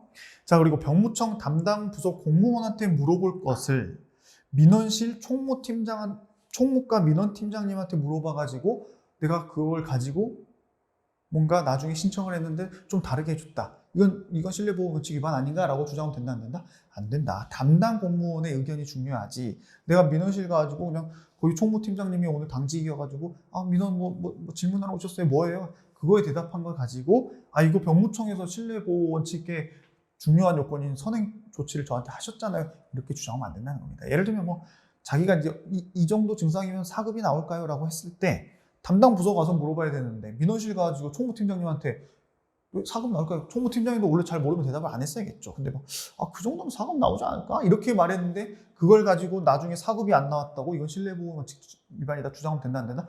안 된다라는 겁니다. 자, 이제 선행조치 인정되는 거. 이거는 처음에 해주기로 한 대로 해줘야 된다는 거죠. 대표적인 거 몇 개만 보겠습니다. 4년간 면허세를 부과를 안 했어요. 근데 단순히 까먹고 안 한 게 아니라 일부러 안 했어요. 이거는 부과할 게 아니라고 인식이 있었던 거죠. 그런 사정을 알면서도 공익상 필요로 한 건도 부과를 안 했다면 4년 뒤에 이제 와서 면허세를 부과하면 된다, 안 된다? 안 된다. 부과를 안 했던 거에 대해서 신뢰가 생겼기 때문에 그 안 한 것 자체가 선행 조치이기 때문에 이제 와서 그렇게 하면 신뢰보호 원칙 위반이다. 주장이 가능하다는 겁니다. 자, 다시 이쪽으로 넘어서 이게 시험에 정말 많이 나왔던 겁니다. 자, 폐기물 처리업 사업 계획에 대해서 적정 통보를 해줬어요. 아까 말씀드린 것처럼 내가 폐기물 처리 사업을 하고 싶어서 그 계획서를 만들어가지고 그 계획이 적정한지 한번 물어봅니다, 처음에. 그래서 이렇게 하시면은 뭐 적정할 것 같습니다라고 통보를 해줬어요. 이게 이제 선행 조치가 되냐 안 되냐를 물어보는 거거든요. 자, 근데 나중에 그 계획서 가지고 신청을 했는데 아마 반려를 당했을 겁니다. 그랬대. 근데 그 이유가 뭐냐? 아니, 그 계획은 괜찮아서 예전에 우리가 적정 통보를 했는데 그 폐기물 사업 처리를 하시려면 그 땅에 형질을 변경해가지고 이 사업 처리에 맞는 땅으로 바꿔오셔야지. 그걸 안 하시고 이걸 신청해서 당연히 저희는 반려한 건데요 라고 했더니 그 담당이 아니라 우리 민원인이 아니 옛날에 내가 그 사업 계획서 냈더니 적정 통보했으니까 당연히 해줘야죠. 근데 법원은 어떻게 판단했어요? 그 적정 통보는 사업 계획에 대한 통보지 사업에 필수적으로 필요한 국토 이용 계획에 대한 변경 신청, 토지의 형질 변경까지도 당연히 다 해주겠다라는 의미는 아니라는 겁니다. 그래서 형질 변경은 형질 변경에 맞게 조건에 맞춰서 신청해서 형질을 변경하고 그것까지 다 완벽하게 해와야지 폐기물 처리업 사업 허가를 내주겠다는 거예요. 그렇기 때문에 이 앞에서 해줬던 적정 통보만으로는 나중에 그 국토 이용 계획과 관련된 토지 형질 변경 신청까지도 다 받아들여 주겠다라는 의미는 아니다라는 게 판례 내용이고요. 여기도 마찬가지입니다. 당해 토지에 대한 형질 변경을 허가하겠다. 이거 허가해줄게요. 이런 내용이 아니에요. 그죠? 이거는 이렇게 사업하시면 적정할 것 같아요 라고 한 거지. 무조건 형질 변경도 그럼 당연히 해주겠다는 거 아니었어요? 아니라는 겁니다. 그거랑 별개다 라고 보시면 되고 이거랑 비슷한 게 또 하나 밑에 먼저 보겠습니다. 자, 이번에는 처음에 적정 통보를 먼저 했어요. 근데 나중에 결국에는 안 해줘서 문제가 되겠죠. 근데 안 해준 이유가 아까는 이제 형질 변경이 안 됐기 때문에 안 해준 거는 행정청이 잘했어요. 근데 이번에는 그런 이유도 아니고 그냥 청소업자가 너무 많아졌어요. 그 사이에. 그래서 업자분들이 너무 많으니까 이제는 허가 못 내주겠어요. 짜증나겠죠. 왜냐? 적정 통보를 받게 되면 내가 이 사업을 할 수 있게 될 줄 알고 땅도 형질 변경을 했을 거고요. 건물도 세웠을 거고요. 아까 이런 준비를 많이 했겠죠. 근데 이제 와서 이거 신청하신 분들이 많아서 너무 많이 허가를 내줘가지고 이제 못해. 이런 허무맹랑한 소리를 하면 안 된다. 이럴 때는 그 민원인이 신뢰보호 원칙 주장하면 선행조치로 인정이 된다. 그래서 이런 이유로는 허가를 안 내주면 행정청이 잘못한 거다. 이런 개념으로 보시면 됩니다. 자, 그리고 또 뭘 봐볼까요? 또 개발이익 환수에 관한 법률에서 정한 개발 사업을 이제 시행하려고 하는데 그 시행하기 전에 민원 예비 심사를 넣습니다. 그랬더니 관련 부서에서 단순히 그래 보면 나중에 이거 해드릴게요가 아니라 뭐 특별히 저촉사항은 없네요 라고 말한 거예요. 저촉사항이 없다. 이게 아다르고 어다른데요. 저촉사항이 없으면 말 그대로 저촉사항이 없다라는 거지 나중에 이걸 무조건 해주겠다라고 보는 겁니까? 그렇지 않습니다. 그렇기 때문에 민원인이 그걸 열받아가지고 아니 예전에 저촉사항 없음이라고 저희한테 통보해 준 거면 이게 선행조치 아닙니까? 아니라는 거 잘 기억하시고요. 나머지는 읽어보시면 다 특별히 어렵지 않은 내용이기 때문에 넘어가도록 하겠습니다. 자, 그리고 시험에 많이 나왔던 거 방금 본 거죠? 이것도 뭐 과세관청이 납세 의무자에게 그 부가가치세에 관련된 사업 등록증을 줬다. 또 그 사업 등록증 안에 뭐가 있어요? 그 고유 번호가 있다. 근데 그거 부여한 것만으로 나중에 무조건 부가세를 안 매기겠다라고 하는 건 아니에요. 왜냐면 부가가치세 사업자 증명서는 관련 요건에 맞춰서 신청만 하면 그 부가가치세 사업자 증명서가 나옵니다. 그 면세 사업자 같이 나와요. 근데 그 사람이 나중에 실질적으로 면세가 아닌 물건을 팔았다거나 이랬을 때는 당연히 부가세를 부과해야겠죠. 근데 그 사람이 이제 와서 아니 저한테 이렇게 부가가치세 면세 사업자를 내주신 거 보면 앞으로 내가 뭘 한들 부가세 안 매기겠다는 거 아니겠어요? 라고 질문하면 이 사람이 헛소리를 하고 계시네? 라고 보시면 돼요. 아시겠죠? 자, 그 다음 넘어갑니다. 아까 봤던 거고요. 이것도 한번 볼게요. 행정청이 지구 단위 계획을 수립하면서 그 권장 용도를, 예를 들면 도시 계획을 하면서 신도시를 하면서 이제 이 부지를 이렇게 지도로 해가지고 행정청이 봤을 때 이 부지는 이제 숙박 시설이면 좋을 것 같습니다 라고 이제 계획을 세웠어요. 그래서 나중에 실제로 숙박 시설을 신청하러 온 사람이 있었어요, 그 땅에.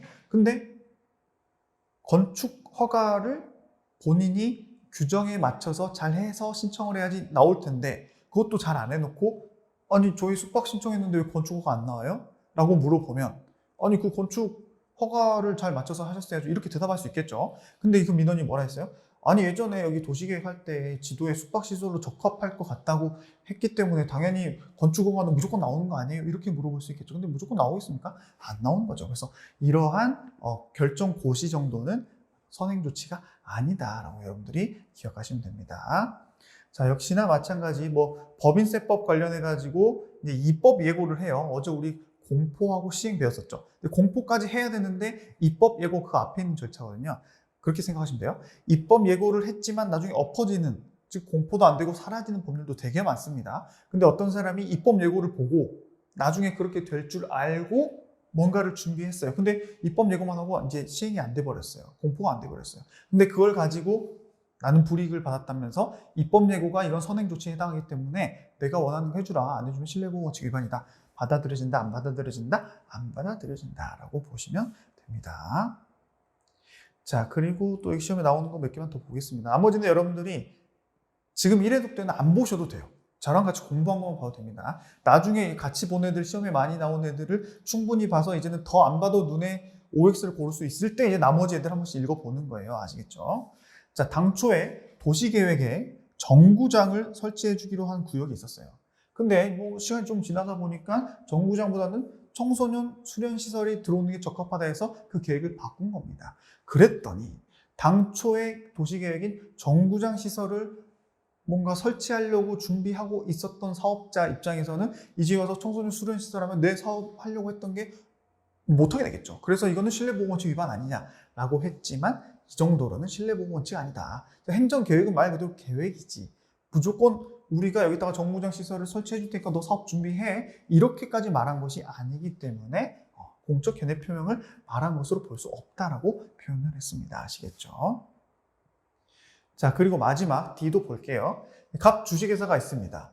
이제 그 주식회사가 이제 교육환경보호구역이라는 땅 안에다가 콘도를 짓기 위해서 뭔가 신청을 해야 되는데 어쨌든 교육환경보호구역이기 때문에 관련 규정에 의해서 교육환경평가 승인 신청을 했어요. 그래서 승인 신청을 해서 해주면 상관없는데 관할 교육지원청 교육장님이 이거 승인 신청을 뭐 받았는데 일단 좀 보완해 오세요 라고 보완 요청서를 보냈습니다. 라고 했을 때 좀 애매합니다. 보완을 해오라는 거는 아예 안 해주겠다는 건 아니고 이거 보완해오면 해주겠다는 거 아니냐 이렇게 생각할 수 있겠죠.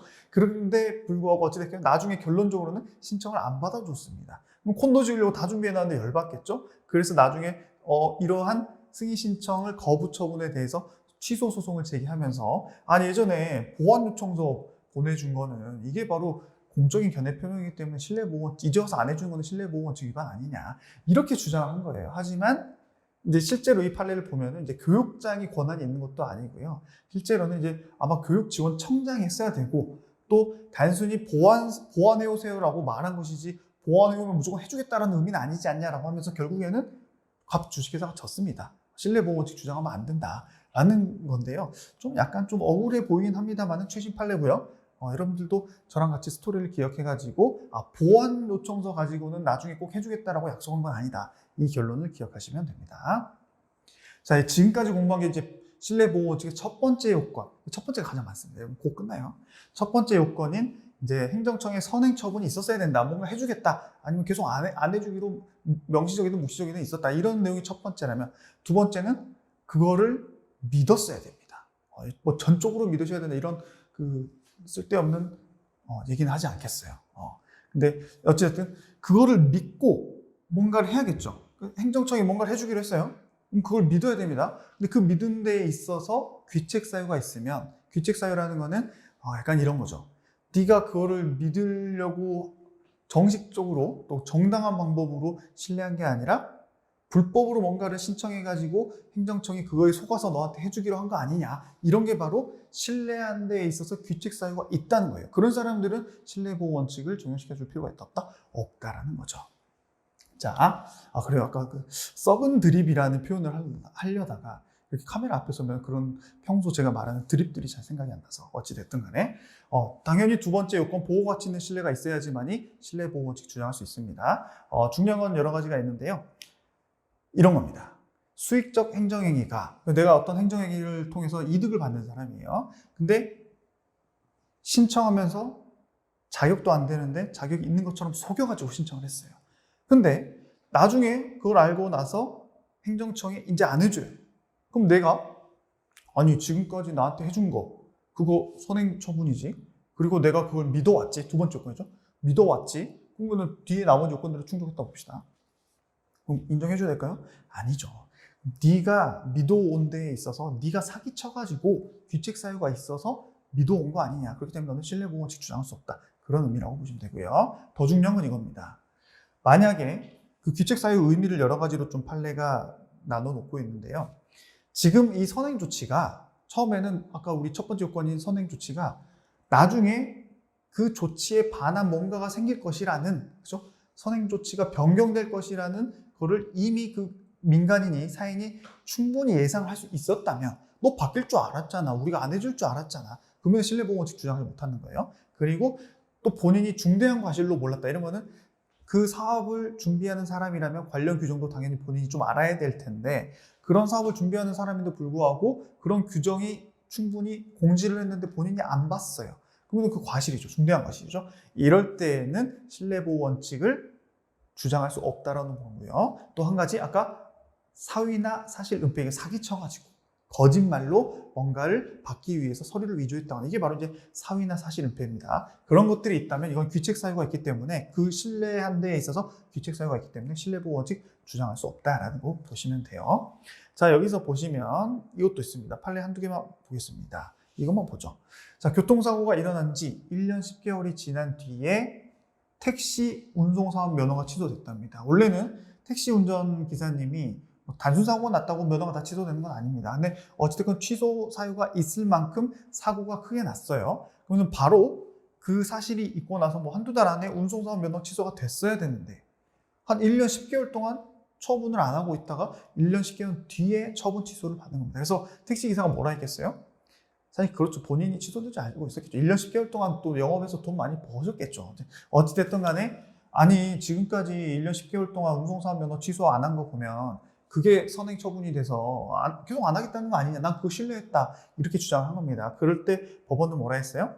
택시 운전사라면 네가 운전하고 있는 그 관련 법의 내용을 잘 알고 있어야 되고 또 교통사고를 낸 택시에 대해서 네 면허가 취소될 가능성을 충분히 예상할 수 있었던 거 아니냐. 그죠? 여기 나왔죠? 예상했다. 충분히 예상했다. 그렇기 때문에 너는 그런 걸 믿고 있었다 하더라도 신뢰 보호 원칙을 주장할 만한 정당한 보호 이익도 아니다. 신뢰 이익이 아니다. 라고 말하는 겁니다. 아시겠죠? 85년도에 옛날에는 이런 일이 허다했습니다. 옛날 시대에는 여러분. 자, 그리고 이것도 중요합니다. 우리가 어떤 거를 신청함에 있어서 뭐 아까 그 사위나 은폐로 생각해서 위조된 서류를 제출했다고 봅시다. 근데 A라는 사람이 직접 낸 건 아니고요. 당사자긴 합니다. A가 당사자입니다. 근데 B라는 사람한테 시켰어요. 그게 뭐 행정사가 될 수도 있고 뭐 법무사님이 될 수도 있겠죠. 행정사님이나. 자, 그랬을 때 그 규칙 사유가 A한테 있냐 B한테 있냐 따져봐야겠죠. 그럼 봤더니 대리인한테 있네요. 근데 그렇다 하더라도 규칙 사유 유무는 관계자인 A, B 모두를 기준으로 그 사람 중에 한 명이라도 위조된 문서를 냈다. 그러면 그 사람 신뢰보호 원칙을 주장할 수 있는 사람 자체가 아닌 겁니다. 전부 다.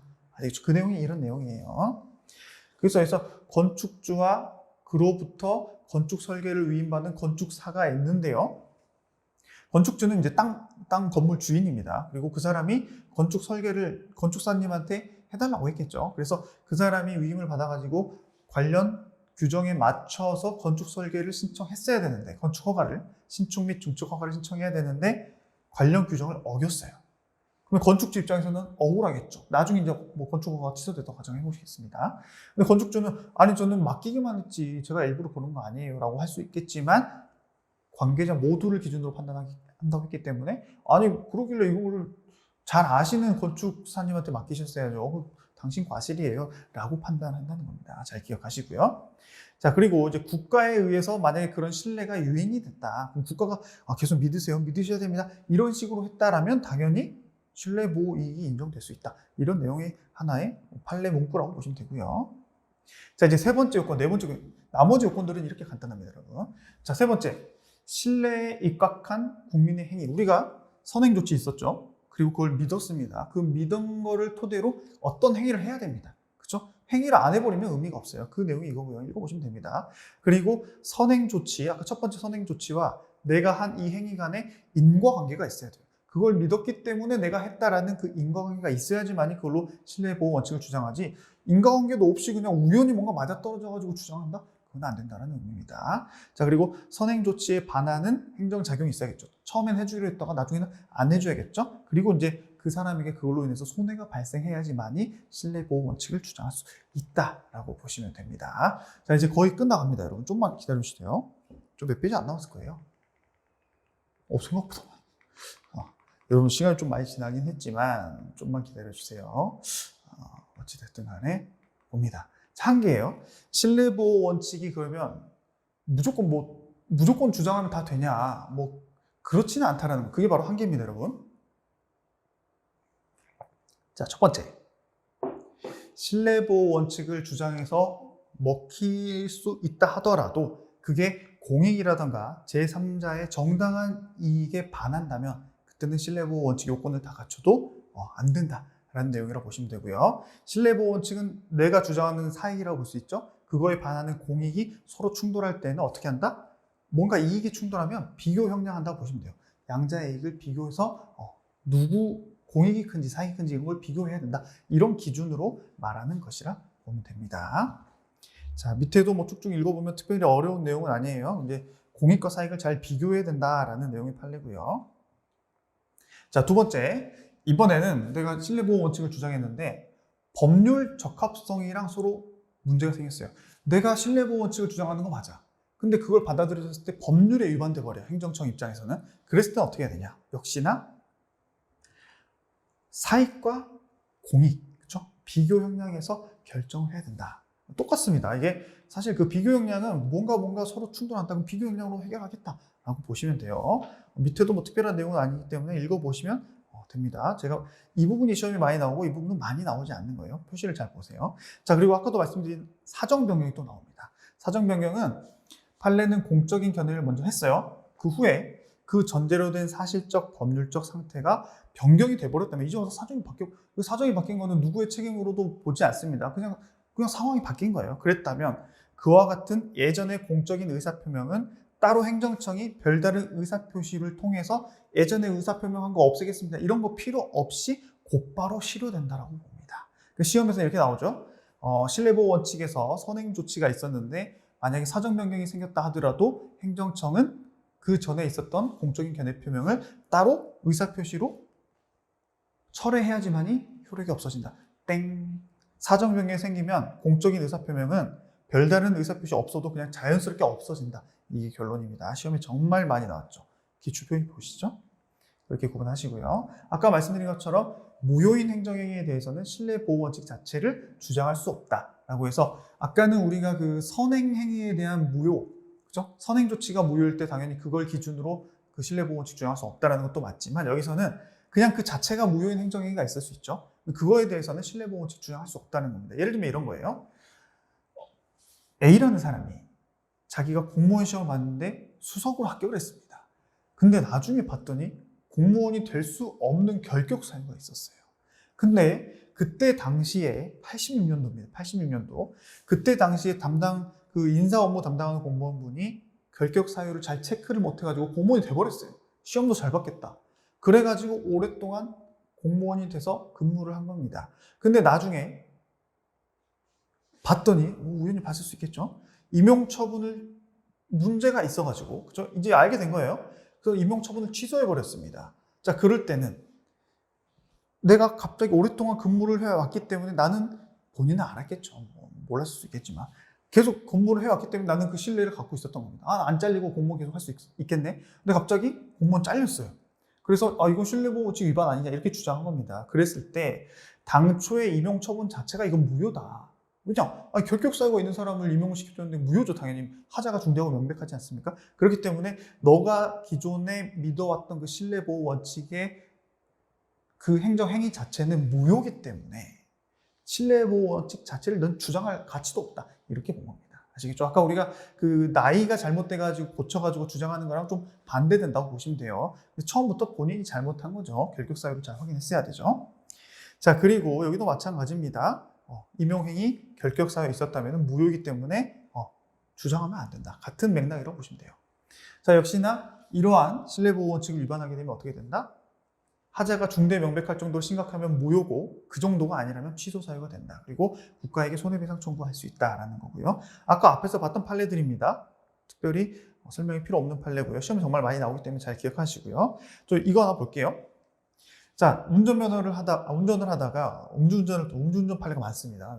그 행정법에는 술을 먹다 운전했는데 취소 처분을 받아야 돼요. 정지보다 취소가 더 세다고 했었죠. 정지는 뭐 90일, 100일이라면 보통 90일, 3개월, 90일 뭐 이 정도 겁니다. 취소는 1년, 2년 이렇게 되거든요. 그래서 실제로는 취소를 받아야 되는데 그 경찰서장이 정지 처분을 해버린 거예요. 그 사람 입장에서는 조용히 있었겠죠. 나 원래 취소인데 정지 나왔네. 그럼 3개월만 있다가 또 운전해야지. 그런데 나중에 관할 주소지 지방경찰청장이 봤더니 청장이 직접 보진 않았겠죠. 하여튼 그 경찰서에서 봤더니 아니 이거 취소될 건데 왜 정지를 내렸어? 취소해. 그래서 취소 처분을 또 내려버렸습니다. 자, 그랬을 때 그 사람 입장에서 아니 이거 신뢰보호 위반 아니냐, 이거 좀 뭐 경찰이 장난하는 것도 아니고 취소했다가 정지했다 취소했다가 이거 뭐냐 이렇게 주장했습니다. 근데도 선행 처분에 대한 당사자의 신뢰 및 법적 안정성을 저해하는 것이기 때문에 정지 처분으로 결론이 났습니다. 상당히 좀 지금 상황에서는 좀 있을 수가 있나 이런 게라고 생각이 들겠지만 어찌됐건 그렇게 됐어요. 우리 나중에 여러분들이 공무원이 됐을 때 이제 경찰 공무원이든 아니면 일반 우리 그 행정직 공무원이든 어떤 처분을 내릴 때 정확하게 내려야 됩니다. 아니면은 이렇게 나중에 적법하게 처분을 다시 내려도 소송에서 질 수가 있어요. 아시겠죠? 이 사람은 그래서 약간 좀 나쁜 짓을 했는데 이익을 받아버렸다라고 보시면 됩니다. 자, 그리고 뭐 특별한 내용은 없고요. 이런 것도 한번 읽어보시는 걸로 충분합니다, 여러분. 자, 이제 실권의 법리. 우리 아까 지금 신뢰보호 원칙 안에서 실권의 법리가 그 행정기본법 조문 때문에 여기 들어가 있다 했죠. 그 내용 이제 거의 마무리입니다, 여러분. 신뢰보호 원칙은 장기간 권한을 행사하지 아니해서 국민이 그 권한이 행사되지 않을 것으로 믿었다면, 아까 우리 세금 내용이죠. 또 택시기사 같은 경우는 내가 면허 취소될 줄 알았는데 안 했. 그러니까 이게 신뢰보호 원칙이랑 실권의 법리가 실질적으로 뭐 행정법의 그 엄청난 학술적인 용어로서는 좀 다를 수 있어요. 근데 이제 실무적으로는 거의 다 원칙들이 다 연결돼 있고, 그래서 행정기본법에서도 하나의 신뢰보호 원칙이라는 이름 안에 다 집어넣어버린 거라고 보시면 됩니다. 아시겠죠? 특별히 구분할 필요 없어요. 그래서 판례는 대신에 이러한 실권의 법리는 신의 성실의 원칙, 아까 신의 측 배웠죠. 거기에서 파생된 원칙이라고 본다. 이것도 어쩔 수 없이 암기를 해야 되는 하나의 문구입니다. 신의 측은 그 실권의 법리는 신의 측의 파생 원칙이다. 그래서 실신 뭐 이렇게 암기하셔도 되고요. 같은 시오시오 이렇게라도 암기를 꼭 하셔야 됩니다. 자, 여기도 요건이 있어요. 앞에 신뢰 원칙이랑 비슷합니다. 행정청이 권한을 행사할 수 있는 기회가 있었음에도 불구하고 상당 기간 동안 일부러 안 해왔었고요. 그거에 대해서 상대방이 정당한 신뢰를 갖고 있었어야 되고, 나중에 실권을 인정하게 되면은 공익 또는 3자의 이익을 현저히 해칠 우려가 없어야지만이 실권의 법리로 인해서 그 개인이 이득을 얻을 수 있는 겁니다. 자, 효과는 뭐 당연히 요건이 충족되게 되면은 행정청이 이제 와서 뭔가를 할 수 없게 되는 거죠, 갑자기. 자, 판례들 몇 개만 볼게요. 뭐 다 비슷합니다. 그죠? 아까 봤던 거. 아까 택시 사건 나왔고, 이것만 좀 보겠습니다. 근데 행정청이 착오예요. 행정서 사업 허가 처분을 했습니다. 행정서가 지금 이제 행정사님인데, 옛날에는 사업이 아니라 행정서사입니다. 행정서사. 일본식 표현인데요. 행정사님을 옛날에는 행정서사님으로 표현을 했습니다. 원래는 행정서사 허가 처분을 안 했어야 되는데 착오로 했어요. 그래서 20년 동안 행정서 사업을 하셨습니다. 그래서 나중에 20년이 지나서 갑자기 사업 취소가 된 거예요. 자, 그걸 가지고 이제 소송이 들어왔겠죠. 보시면 20년이 다 되어서야 허가를 취소했더라도 취소 사유를 알고 장기간 동안 권한 행사를 하지 않은 것이 아니라 직권 취소 전에 비로소 그 취소 사유를 알고 허가를 취소한 경우라면 그거는 실권의 법리에 위반되는 것이 아니기 때문에 적법하게 취소가 가능하다라는 결론이죠. 사실 이거는 제가 예전에 공부할 때도 그거랑 좀 헷갈렸어요. 아까 공무원 임용도 임용 결격 사유가 있음에도 불구하고 임용이 됐을 때 결국에는 그 논리는 무효인 임용 처분이기 때문에 나중에 신뢰보호원칙 주장이 안 된다는 거잖아요. 근데 여기는 물론 뭐 좀 다르긴 개념은 비슷하다고 봐요. 어쨌든 행정청이 착오로 행정서사업 허가 처분하면 안 되는데 했단 말이죠. 근데 그러고 나서 이제 20년이나 지났어요. 근데도 불구하고 어찌됐건 취소를 했다면 그거는 실권의 법리에 반하는 것은 아니다라는 결과는 똑같습니다. 아까 그거는 신뢰보호 원칙에 반하는 것이 아니다. 여기는 실권의 법리에 반하는 것이 아니다. 그래서 결국에는 처음부터 뭔가 문제가 있었던 거는 나중에 그냥 취소돼도 그게 맞다. 이 결론은 똑같아요. 그렇게 기억을 하시고 대신에 이거는 이런 문구가 들어가는 겁니다. 취소 사유를 알고 일부러 장기간 권한 행사를 한 게 아니라면 그거는 나중에 좀 웃겨요. 20년이 다 돼서 어떻게 갑자기 취소 사유를 20년 뒤에 알게 되냐고. 그죠? 제 생각에는 이분이 행정서사 일을 하시면서 아마 엄청 깽판을 쳤겠죠. 그랬더니 담당 공무원분이 아니 이 사람 뭐야 하면서 뭘 찾아 아니 이 사람 원래 허가 받아도 안 될 사람이네 라고 하면서 그때 돼서 20년 지난 후에 돼서야 알게 됐나 봐요. 그래서 그걸 취소해버리지 않았을까라는 생각이 듭니다. 뭐 그런 판례고요. 자, 그렇게 해서 우리가 실권의 법리까지 해서 오늘 마무리를 하도록 하겠습니다. 오늘도 시간이 꽤 많이 지난 것 같은데 여러분들 좀 양해해 주시고 1단원은 1단원이기 때문에 좀 제가 이렇게 썼다면 적어도 2단원부터는 정말 좀 빨리 좀 해보도록 하겠습니다. 여러분 좀 힘드시면은 쉬었다가 하시고 제가 유튜브 강의를 보고 또 그 후기들을 보니까 뭐 좋은 얘기가 있더라고요. 빨리 감기를 해도 빠른 속도 배속으로 들어도 발음이 잘 들린다라고 해서 저도 한번 들어봤습니다. 그래서 1.5배속은 정말 잘 들리고요. 1.75까지도 한번 해볼만 합니다. 근데 2배속은 제가 봤을 때 너무 빨라서 좀 저도 힘들더라고요. 그래서 혹시 내가 꼭 1시간 만에 이 강의를 들어야 될 계획을 짜놨다면 배속 강의를 좀 들어보면서 그 1시간 이후에 또 다른 계획 때문에 그런 거라면 해보시는 건 어떨까 싶고요. 저도 최대한 설명을 근데 여러분들 좀 피드백을 주십시오. 지금 강의를 들으시면서 지금 이 정도로 시간 1시간 넘어도 괜찮아요. 아니면 이 정도까지 디테일한 설명은 필요 없으니까 1시간으로 좀 맞춰주셨으면 좋겠어요. 이런 피드백을 주시면 제가 좀 많은 분들의 피드백을 받아서 참고해가지고 다음 강의들을 좀 준비하는데 참고하도록 하겠습니다. 여러분 오늘도 고생 많으셨고요. 복습은 필수인 거 아시죠? 오늘도 반드시 복습해 주시고 오늘 하루도 정말 열심히 공부하신 여러분들 정말 잘하셨습니다. 저는 오늘도 내일도 더욱더 좋은 강의, 쉬운 강의를 위해서 최선을 다하겠습니다. 여러분 감사합니다.